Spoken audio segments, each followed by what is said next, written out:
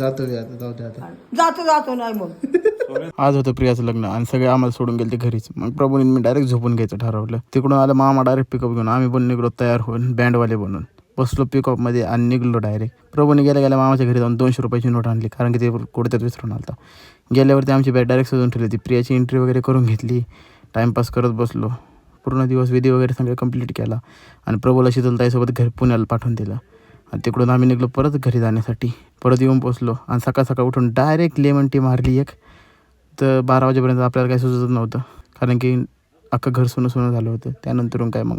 त्यानंतर भावाचा झाला ॲक्सिडेंट. भावाचं फोन घेतलं, भाऊने डोकं फोडून. मग काय केला थोडासा फॅन रिपेअर. नंतर भेटलं एक मावळ. त्याचं बघ येत्या काही दिवसात आपण लॉंग व्हिडिओमध्ये अपलोड करत आहे. जातो मी आता, जाऊ दे आता. जातो जातो नाही मग आजी तर काय राहू जाऊनच नव्हती देत. मग काय फायनली आपण जायचं ठरवलं. प्रियाच्या मम्मीला टाटा केलं आणि आम्ही निघलो डायरेक्ट वडळीला येण्यासाठी. डायरेक्ट 200 स्पीडनी गाडी पळवत आणली. आलो खडकीमध्ये. आपल्या एका काका होते, काकांना भेटलो थोडंसं आणि तिकडून निघलो डायरेक्ट वडळीला येण्यासाठी. वडळीला गेल्या गेल्या जेवण केलं आणि गेलो डायरेक्ट तमाशा बघायला गावात. 5 मिनटं तमाशा बघायला निघलो घरी येण्यासाठी.